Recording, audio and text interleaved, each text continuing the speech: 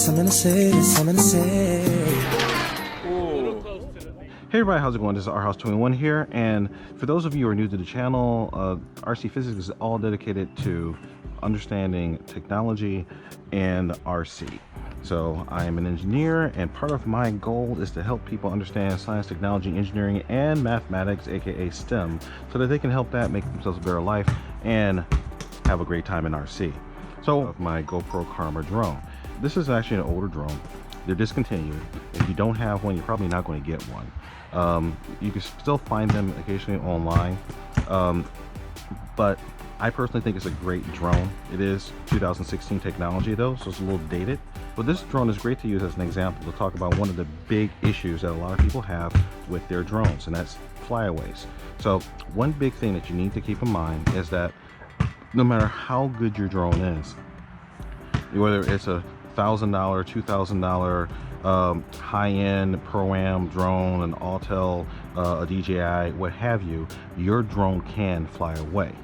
It's just a matter of you doing what you need to do in order to protect yourself from getting to a situation where that can happen. So what kinds of things can cause your drone to fly away?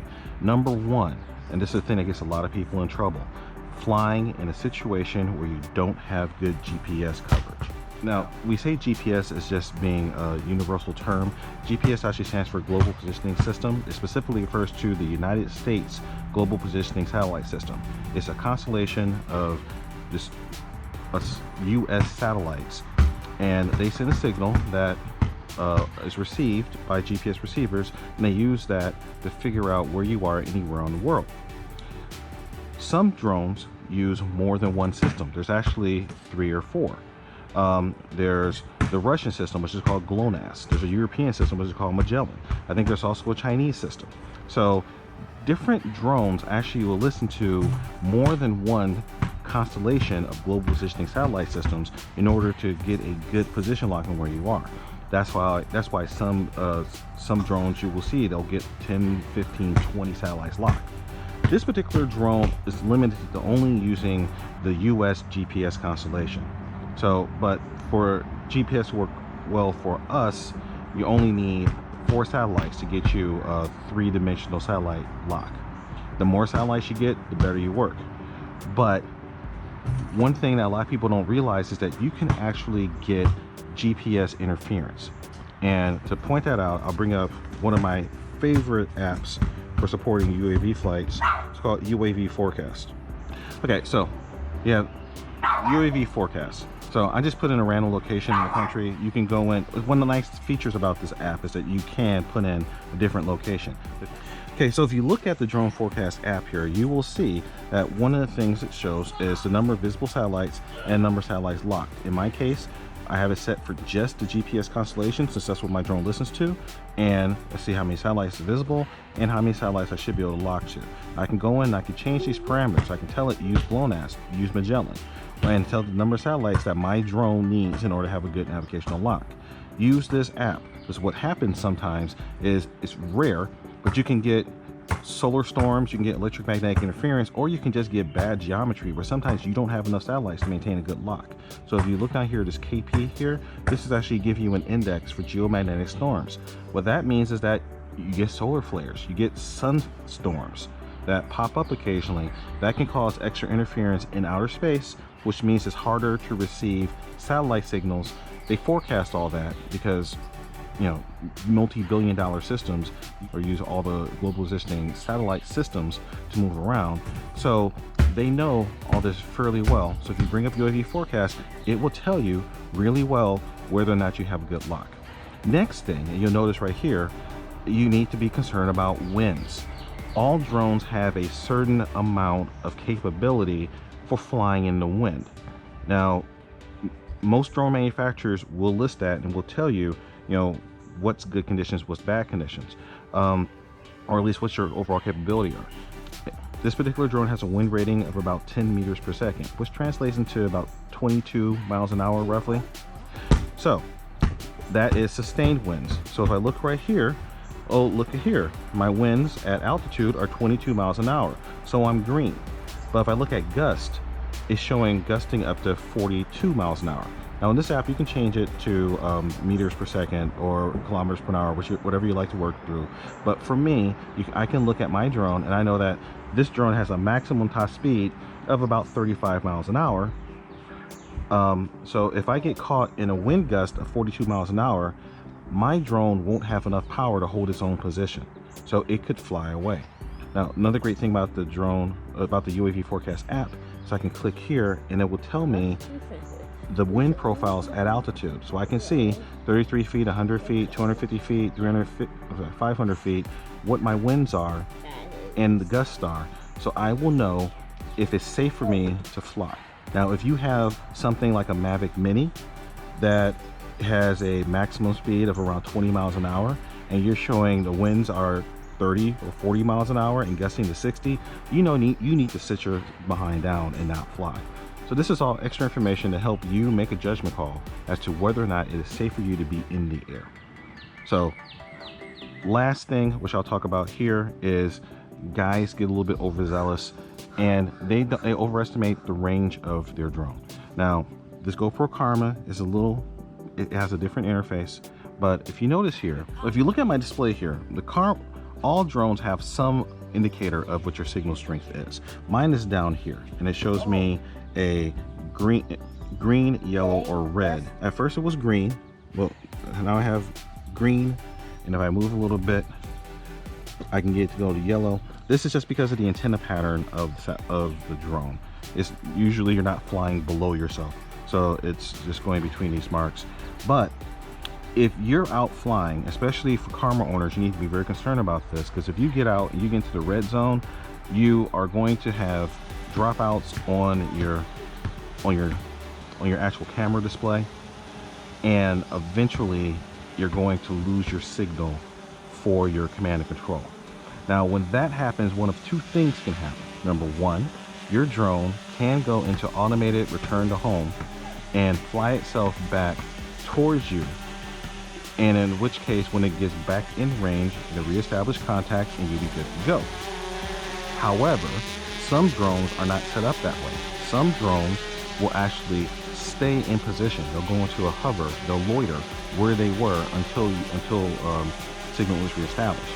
That's a bad thing, because they can actually run the batteries down, and then they're forced into a critical battery situation. But number three, and this is probably the worst case scenario, your drone could do nothing. Your drone could just hover and loiter in its current position until you reestablish contact. And if it doesn't reestablish contact, then it'll go into a critical battery contingency, which means it could just land in place no matter where it is. So with these Karmas in particular, you have a lot of guys getting into trouble when they get into a lost signal situation. And sometimes you get a lost signal situation in conjunction with a lost GPS situation. So back to my previous topic when I was mentioning about making sure you have good GPS coverage. In this situation, what will happen with the Karma drones if they lose GPS? They will go into a manual flight mode. So the drone will attempt to keep itself in the air. So it'll use its onboard inertial measurement sensors, that means its gyros and its accelerometers and its magnetometers, to try to keep itself oriented properly in the air and to do its best to hold position, but it doesn't have GPS, so it doesn't know where position is. So if you're up high with a lot of winds, it's blowing in the wind. So you need to then be in your screen trying to, or looking at the sky and manually flying it to keep everything together. If you don't do that, your drone is out in the wind and you are gone. And this is going to sound kind of condescending, but a lot of guys honestly don't know how to fly their drone. And what I mean by that is that these things are wonderful, they're amazing, but most drones fly themselves. In the control sticks, you have, the throttle stick isn't a throttle stick, it's more of a altitude stick, because you're basically suggesting to the aircraft what I want you to do, and the aircraft figures out how to give it to you. But if the aircraft can't do it, it won't do it. So, but the aircraft is using its GPS system, and the newer ones, which is basically everything beyond Karma, is also using its collision avoidance sensors, its altitude sensors, all of a variety of sensors in order to try to hold on and maintain to a position and keep itself in stable flight. Now, if you lose GPS, you are now relying on the other sensors, like your optical flow sensor for some of the other some of the newer drones, to try to find something, anything in the environment to grab onto and keep you stable. But depending upon the quality of your drone or the altitude you're at, sometimes that won't work either. So in that situation, if you're in heavy winds, it'll take you away unless you're able to revert to stick and rudder flying. So I have an RC background. The channel's called RC Physics. One of the things I do is I fly RC aircraft. So that teaches you manual control. I have a manual VTOL aircraft, which has a flight stabilization system, which will help to keep you in the air. However, it doesn't hold your position in anything, which is basically what a Karma or any of these aircraft will act like without a GPS system and a non-functioning optical flow or optical reference system. So, but like I was saying, most guys don't know. Most guys have never really played around with flying the aircraft in that mode because GPS almost always works. But what happens in that situation where it doesn't work? Now you need to revert back to manual. And you need to be able to have good coordinated hand-eye control, understanding how the controls change when you're facing forward or facing backwards with the drone, and be able to do it instinctively at the flip of a switch at a moment's notice. If you can't do that, then there's a very high chance that if you have a GPS issue or if you have a signal issue, honestly, sometimes drones, they work really great, but sometimes they just flake out. You could get a random intermittent GPS error. If you aren't capable of flying your aircraft manually, then you're going to have some problems. So what can you do in that situation? Well, one of the first things I did when I got my E-flite convergence is take it to my front yard and run several batteries through it just to hover test. So in most drones, you have the ability to take off or to basically fly it without GPS lock. Sometimes you can turn it off. It's a feature that will allow you to fly a drone inside. You don't want to fly a drone like this inside, indoors. This is much too big. This is much too dangerous. But little guys, Mavic Minis, Mavic Airs, many of them come with cages that you can fly.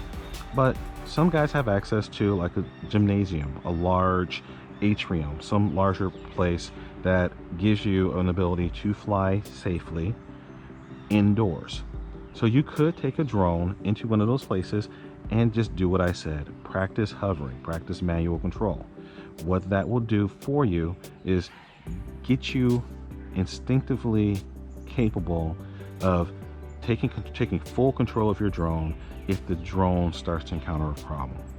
I have to do that a lot with my little guy here because, like I said, the Karma is an older drone, so it has no external sensors. I mean, it's got a magnetometer, accelerometer, and gyros, but it doesn't have any cameras, any altitude sensors. It's all on me.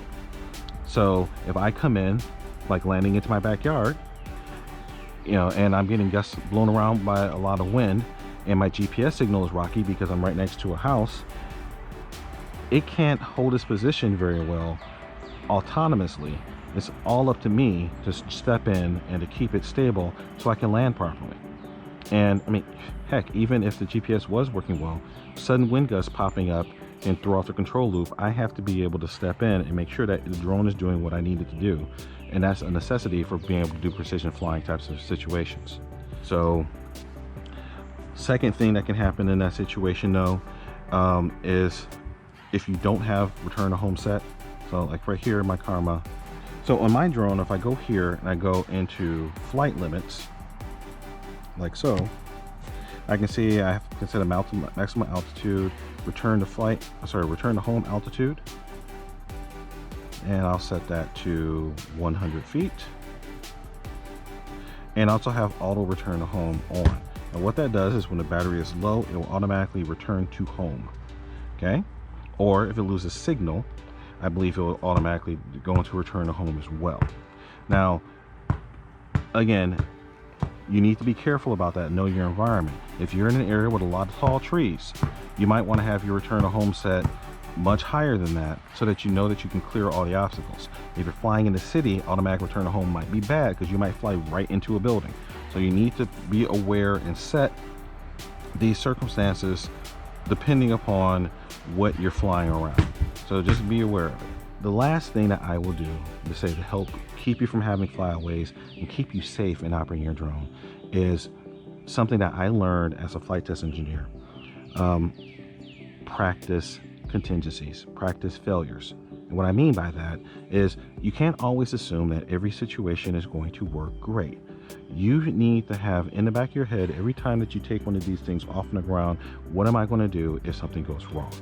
Okay? And that's just going through and just knowing procedures, making procedures yourself. But here's some simple procedures that I will recommend to people. So number one, know what to do if you get in over your head. Okay? And that a lot of things can fall into that category.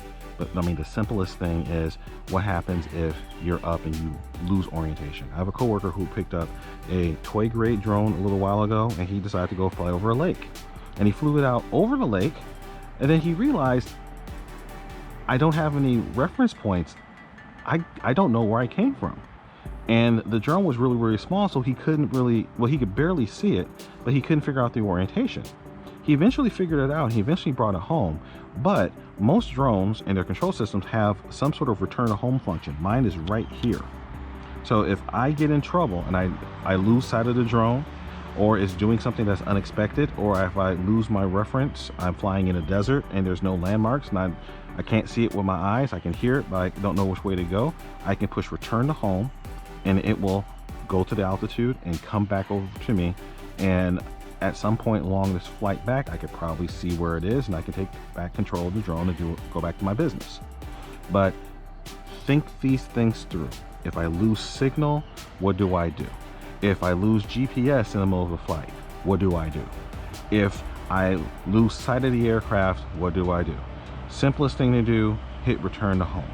If you find yourself in trouble, let's say you're out and you're fighting winds and you can't figure out how to get it back to home, okay? One of the easiest things you could do then, if you hit return to home and it doesn't have the power, some drones, if you hit return to home, it goes into a less powerful flight mode. So you end up just not being able to have enough flight capability to come back to home. Well, set it down. Find a place, set it down. Most drones give you the ability to turn the camera straight down, look straight down where you are, set it down. Most drones have an ability to bring up a map display, and in that map display you can do a thing where you can tell me the last known position of my drone, or you can also do this. You can tell it to start chiming, and that will actually, let's say you have a situation where you have to set it down somewhere, or you flew away in a land or crash. If it has power, you can establish contact with it and you can tell it to beep and let you know where it is so you can find it. So again, here in my situation, I'm able to, if the drone still has power and I can establish contact, it will tell me how far I'm away in my horizontal distance, and I can find my way back to it.